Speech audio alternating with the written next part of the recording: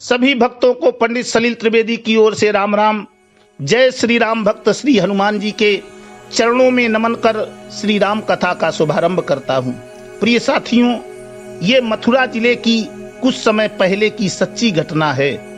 मथुरा के पास एक गांव था जिसमें दो सगी बहनें नित्य सुबह मटकी में दूध सिर पर रखकर मथुरा शहर में बेचनी जाती थीं। एक का नाम चंपा था और दूसरी का नाम चंचला था। घर से वो बासी रोटी व दाल बांध कर लाती और दूध बेचने के बाद यमुना के किनारे बैठकर दोनों बहनें भोजन करती। एक दिन चंपा ने चंचला से कहा, बहन, क्या सच में भगवान होते हैं? तो चंचला ने कहा, बहन, होते तो हैं। तो चंपा बोली, बहन, ये भगवान रहते कहाँ हैं? चंचला ने कहा, बहन, मैंने सुना है कि भगवान संतों के पास होते हैं। फिर दोनों बहनें घर चली गईं। एक दिन दोनों बहनें दूध बेचने के बाद यमुना के किनारे बैठकर भोजन कर रही थीं। तभी देखा कि एक संत आ रहे हैं।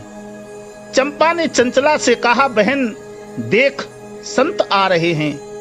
तो चंचला ने कहा कि संत ही तो हैं, भगवंत थोड़े ही आ रहे हैं। तभी संत ने अपनी झोली वहां रखी, गमछा लपेटा, कमंडल में जल भरा और दूर शौच के लिए चले गए। चंपा ने कहा, बहन, इस संत की झोली में तो भगवंत होंगे। चंचला ने कहा कि होने तो चाहिए। चंपा ने कहा, चलो देखते हैं। चंचला दूर खड़े होकर महात्मा जी को देखने लगी और चंपा महात्मा की झोली में भगवान को खोजने लगी। संत की झोली में क्या होगा? चंदन, माला इत्यादि सब तो मिला, किंतु भगवान नहीं मिले। फिर सारा सामान झोली में रख दिया। सोचा एक बार और देख लूं।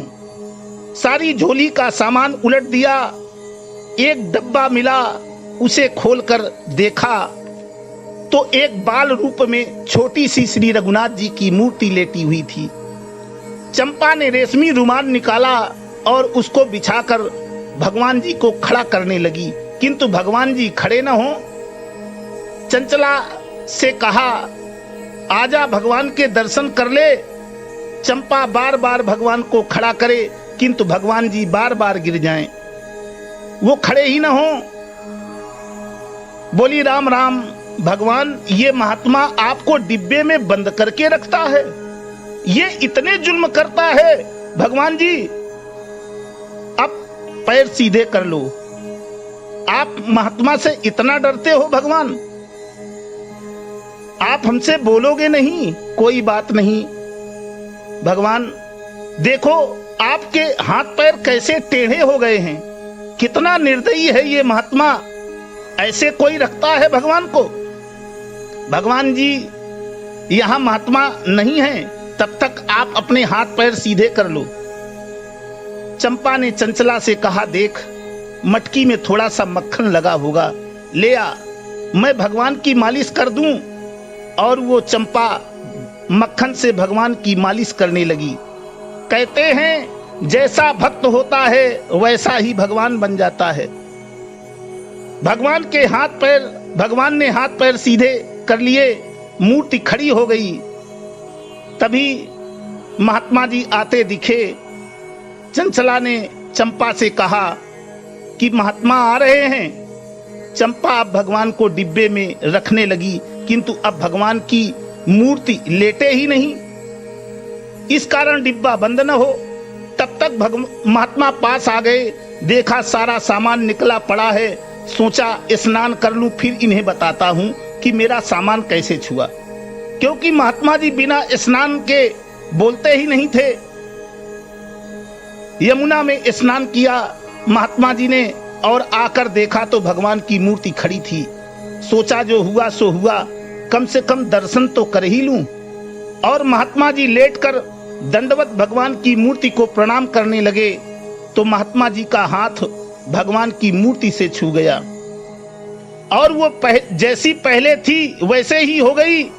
महात्मा ने सारा सामान यथावत झोली में रखा और चल दिए।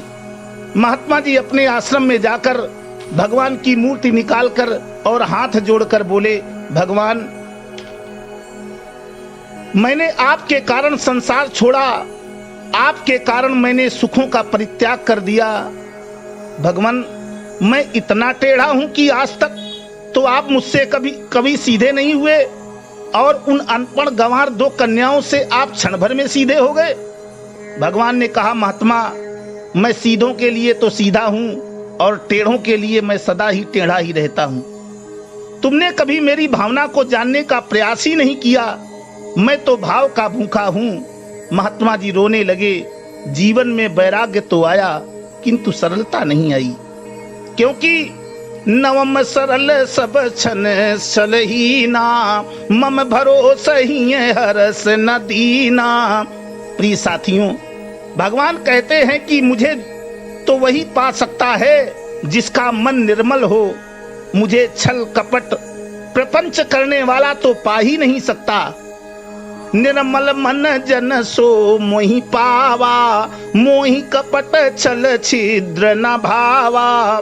प्रिय साथियों, इसी के साथ मैं अपनी वाणी को विराम देता हूं।